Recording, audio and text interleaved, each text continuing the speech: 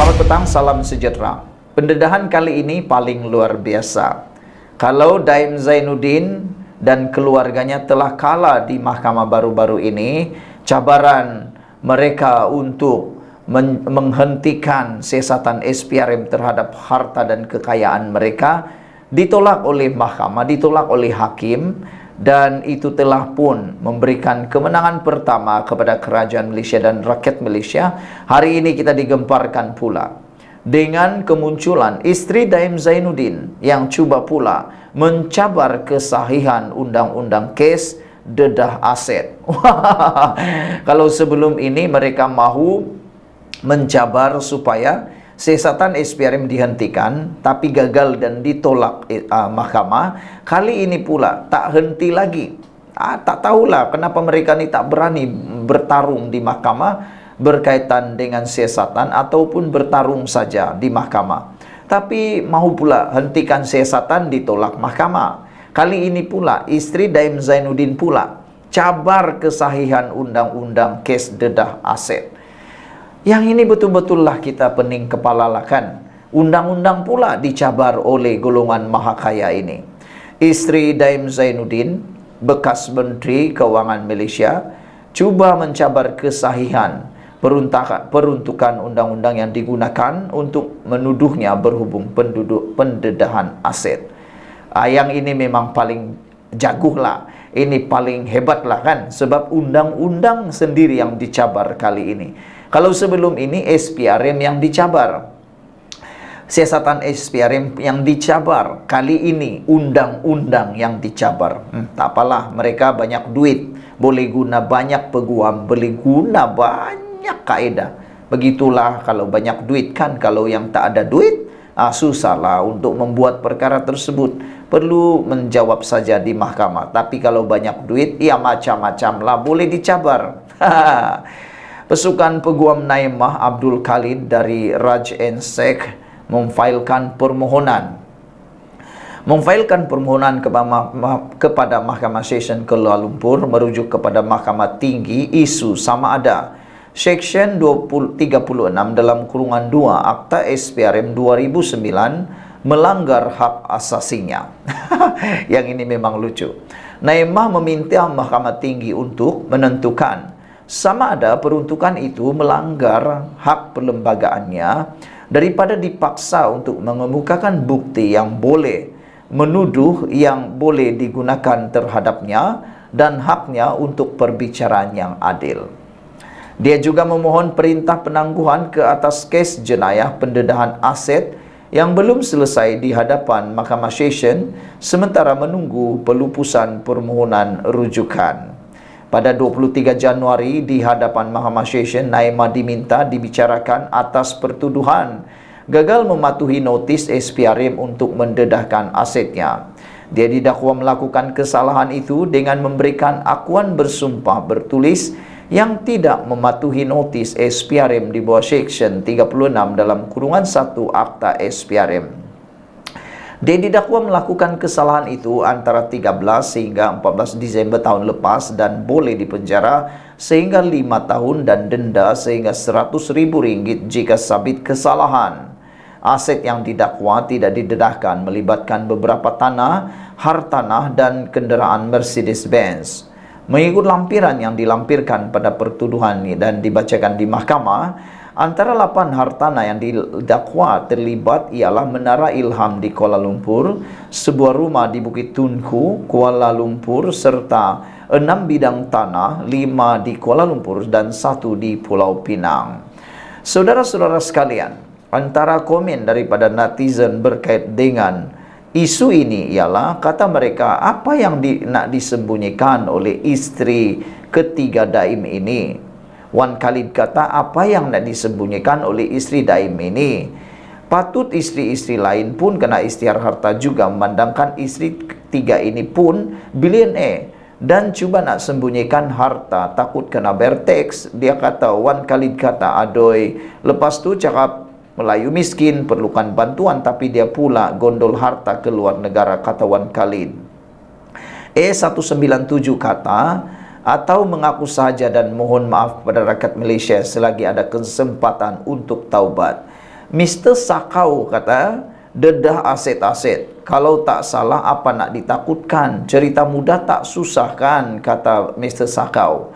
Ya, jadi itu pendapat para netizen di ruangan Malaysia kini berkaitan tindakan terkini isteri Daim yang kini mencabar pula kesahihan undang-undang kes dedah aset beliau. Ada lagi mencabar kesahihan undang-undang kan? Tak apalah, anda tulislah komen anda di ruangan komen anda, dan jangan lupa tinggalkan komen anda, share video ini. Ikuti terus ulasan demi ulasan selepas ini. Salam sejahtera, terima kasih karena bersama dengan saya di Nazilin Unity Channel. Ini perkembangan terkini tentang menantu Muhyiddin yang sudah melarikan diri. Kalau sebelum ini di Malaysia, orang yang paling dikehendaki seluruh dunia yang menjadi pelarian hanya Jolo. Jolo antara yang paling dikehendaki di Malaysia dan sudah disenaraikan dalam Interpol, senarai merah. Tapi masih lihat nak pulang, bahkan tidak diketahui juga tempat di mana beliau bersembunyi. Orang yang kedua yang juga pernah disenaraikan dalam Interpol dan telah diketahui sekarang berada di mana, yaitu Raja Petra. Raja Petra telah diketahui tempatnya bersembunyi dan pula tak mahu pulang ke Malaysia dan mahu menggunakan imuniti di negara lain untuk tidak dapat dibawa pulang atau ditangkap pulang ke Malaysia.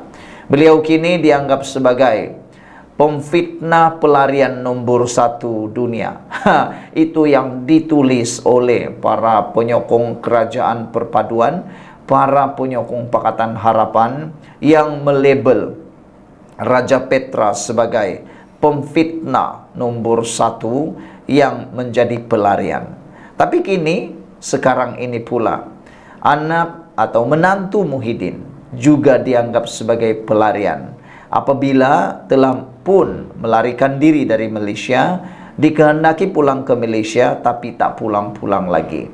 Setakat ini, kerajaan Malaysia masih lagi bekerja sama dengan Interpol bagi menulis dan meletakkan nama menantu Muhyiddin ini sebagai orang yang dikehendaki dalam Interpol dan dalam senarai merah. Hari ini satu lagi kejutan perkembangan terkini berkaitan dengan menantu Muhyiddin ini. Menurut Ketua Polis Negara yaitu Tan Sri Razaruddin Hussein, beliau kata maklumat tambahan tentang Muhyiddin Yassin, menantu Muhyiddin Yassin, sudah pun diberikan kepada Interpol.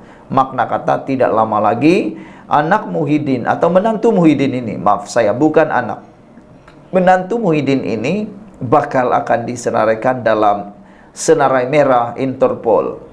Maklumat tambahan yang diperlukan polis antarabangsa Interpol mengenai Datuk Seri Muhammad Edlan Berhan yaitu menantu bekas Perdana Menteri Tan Sri Muhyiddin Yassin sudah pun diserahkan. Ketua Polis Negara Tan Sri Razaruddin Hussein berkata, PDRM kini dalam tindakan menunggu maklum balas Interpol bagi meletakkan nama Muhammad Edlan dalam senarai notis merah. Maklumat tambahan yang berkenan sudah diperoleh daripada SPRM dan dikembalikan semula kepada Interpol, katanya. Razaruddin juga mengesahkan permohonan meletakkan nama Muhammad Adlan ke dalam senarai merah berkenan tidak dapat dilakukan memandangkan ada lagi maklumat tambahan diperlukan Interpol. Beliau berkata satu maklum balas diterima PDRM daripada Interpol pada 19 Februari lalu yang menghendaki butiran lanjut mengenai Muhammad Adlan. Pada 25 Februari lalu, SPRM Suruhanjaya Pencegahan Rasuah Malaysia memaklumkan akan menyemak perkembangan notis merah dikeluarkan Interpol terhadap menantu Muhyiddin. Ketua Pesuruhjaya SPRM Tan Sri Azam Baki berkata, Polis Diraja Malaysia PDRM telah pun membuat permohonan notis merah kepada Interpol terhadap Adlan dan peguamnya Mansur Saad 69 tahun pada Oktober tahun lalu. Media sebelum ini melaporkan nama peguam yang juga pengarah dan pemegang saham NERS dan Berhad Mansur Saad disenaraikan dalam notis merah pada 9 Februari lalu. Azam berkata tuduhan tanpa kehadiran terhadap Muhammad Adlan Berhan menjadi pilihan terakhir SPRM dalam mengambil tindakan perundangan berkait kes yang disiasat mereka. Beliau berkata SPRM belum mengambil pendekatan itu berikutan yakin Muhammad Edlan masih boleh dikesan dan balik ke Malaysia untuk menghadapi pertuduhan terbabit. Saudara-saudara sekalian, sejauh mana menantu Muhyiddin ini akan pulang ke Malaysia itu menjadi perbincangan perdebatan besar. Dan adakah SPRM dan kerajaan peguam negara akan membuat pendakwaan tanpa kehadiran menantu Muhyiddin ini juga belum ditentukan lagi. Semoga menantu Muhyiddin ini akan menjadi lebih berani dan pulang ke Malaysia. Jangan jadi seperti Jolo, jangan juga jadi seperti Raja Petra yang tak pulang-pulang ke Malaysia. Jauh sekali mau menjadi seperti Raja Petra. Jangan jadi seperti Raja Petra yang mana beliau hanya berani bercakap melalui media massa, tapi tak pulang-pulang ke Malaysia. Berani membuat pendedahan yang kononnya paling hebat di media sosial. Pendedahan demi pendedahan dia buat. Mahu konon memperbetulkan Malaysia, tapi nak pulang ke Malaysia pun takut. Sehingga ada ramai yang kata Raja Petra itu bukanlah orang yang mau memajukan Malaysia, tapi lebih kepada mahu menghuru-harakan Malaysia. Kalau benar berani, pulanglah ke Malaysia, kata mereka. Jadilah wakil rakyat, jadi calon. Kalau menang, disitulah masanya bercakaplah di parlimen, kata mereka. Tapi boleh menang ke? Pertama. Kedua, berani pulang ke? Sekian dulu, ikuti terus ulasan demi ulasan selepas ini. Salam sejahtera. Ini keputusan terkini yang pastinya akan menghabiskan Wan Saiful Wanjan. Tindakan beliau membuat dakwaan di Dewan Rakyat, di parlimen, dalam sidang parlimen, berkaitan kononnya beliau telah dihubungi, telah dijumpai, telah dirunding oleh orang-orang tertentu dan ditawarkan konon habuan 1,7 juta kalau menyokong Anwar Ibrahim, telah menimbulkan masalah besar terhadap Wan Saiful Wanjan. Selain daripada beliau juga telah menyatakan kononnya sejam selepas beliau membuat pendedahan di Dewan Parlimen atau di Dewan Rakyat, beliau telah dihubungi oleh SPRM, tetapi Azam Baki, ketua pengarah SPRM, telah menyatakan tiada pegawai SPRM yang menghubungi Wan Saiful. Ini juga telah menimbulkan satu lagi masalah besar kepada Wan Saiful. Hari ini dilaporkan SPRM telah meminta supaya Wan Saiful tampil dalam tempoh seminggu. Kalau dia tak tampil apa jadi? Tak tahulah, kita tengoklah. Suruhanjaya Pilihan Raya pula, Suruhanjaya Pencegahan Rasuah Malaysia SPRM memberikan tempoh seminggu kepada ahli Parlimen Tasik Gelugur, Datuk Wan Saiful Wanjan, untuk tampil membuat laporan. Berhubung pendedahan bahawa beberapa individu menawarkan ganjaran kepadanya jika menyatakan sokongan kepada Perdana Menteri Datuk Seri Anwar Ibrahim.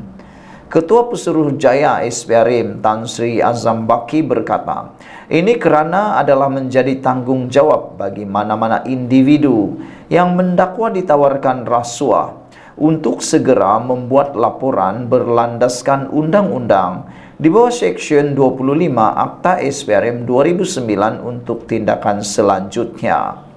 Saya tidak boleh umumkan sekarang apa tindakan sebenar yang akan dibuat sekiranya tidak lapor. Itu adalah yang terjadi kepada Wan Saiful Wanjan.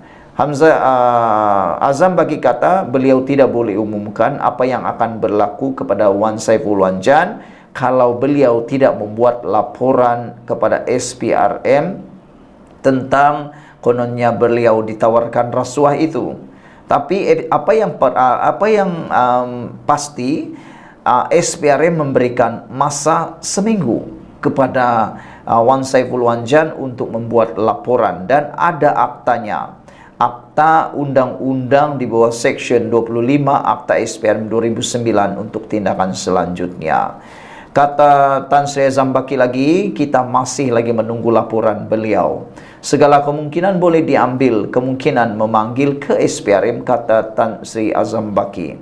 Apabila Wan Saiful Wanjan menyebut di Parlimen, yaitu dalam Dewan Yang Mulia, Dewan Rakyat, mengenai tohmahan rasuah yang ditawar kepada beliau, maka sebenarnya jadi tanggungjawab beliau sendiri untuk buat laporan di bawah Seksyen 25 Akta SPRM 2009.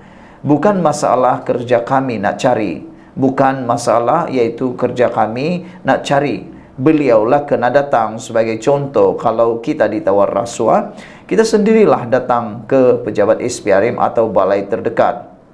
Takkan SPRM nak pergi jumpa dan ambil bawa ke pejabat. Begitulah kaedahnya, kata beliau. Beliau berkata demikian kepada pemberita selepas menghadiri program bicara eksklusif eksekutif anti rasuah bersama ahli Majlis Mesyuarat Kerajaan Negeri dan ahli Dewan Undangan Negeri Adun Negeri 9 ke-15 yang turut dihadiri Menteri Besar Datuk Seri Aminuddin Harun di sini.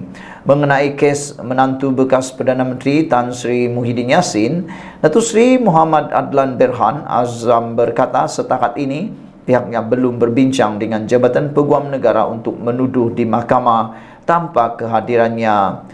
Ini bukan pilihan utama. Ia bukan pilihan utama tuduh tanpa kehadiran. Kita perlukan orang di sini untuk dituduh di mahkamah. Belum lagi peringkat sekarang, tapi memang saya ada garis masa kepada pegawai. Bila sampai masa sekiranya keadaan memerlukan, perbincangan akan dibuat, kata beliau lagi. Beliau berkata, keberadaan Muhammad Adlan masih belum dapat dikesan ketika ini. Bagaimanapun pihaknya turut meminta bantuan Interpol selain sedang mengusahakan untuk bekerjasama dengan pihak berkuasa luar negara, kata beliau lagi. Sekian dulu untuk kali ini. Jangan lupa ikuti terus ulasan selepas ini. Salam sejahtera. Terima kasih karena bersama dengan saya di Nazilin Unity Channel. Adakah Hamzah Zainuddin akan jadi Presiden Parti Bersatu yang baru? Ini kenyataannya. Dipetik daripada sinarharian.com bertarik 26 Januari 2024. Kenyataan ini mengatakan bahwa ahli Parlimen Bersatu sokong Hamzah Zainuddin sebagai Presiden baru. Kenyataan terkini yang telah kita baca sebentar tadi menyatakan bahwa Hamzah Zainuddin dilaporkan didakwa sudah tidak selesa di Bersatu. Ini karena kepimpinan Parti Bersatu yang lemah. Dan selain itu juga, baru-baru ini kita digemparkan kononnya ada langkah untuk menjatuhkan Hamzah Zainuddin. Antaranya ialah langkah janda baik. Tapi tak jadi. Tidak jadilah langkah itu menurut laporan yang telah kita bacakan sebelum ini. Tapi ini yang berlaku. Ahli Parlimen Bersatu sokong Hamzah Zainuddin sebagai Presiden baru.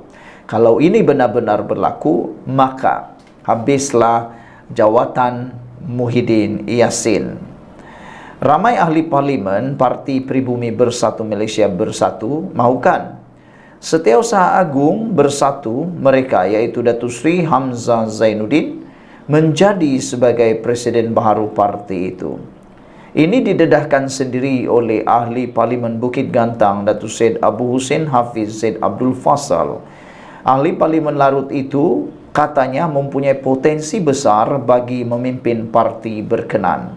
Ramai penganalisis politik setuju dengan kenyataan daripada ahli Parlimen Bukit Gantang ini. Mereka kata memang betul. Dari segi kelayakan dan kebolehan memimpin Parti Bersatu, Hamzah Zainuddin jauh lebih baik berbanding Muhyiddin Yassin, kata mereka. Lihat saja sekarang ini banyak keputusan yang ditunggu datang daripada Hamzah Zainuddin.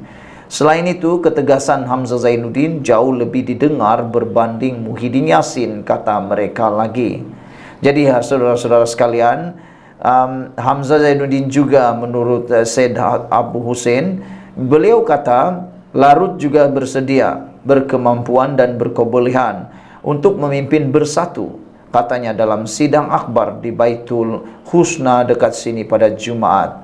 Syed Abu Hussein Hafiz turut meminta barisan kepimpinan Bersatu untuk tampil berani, menyatakan sokongan terhadap Datuk Seri Anwar Ibrahim bagi membantu pentadbiran Perdana Menteri itu.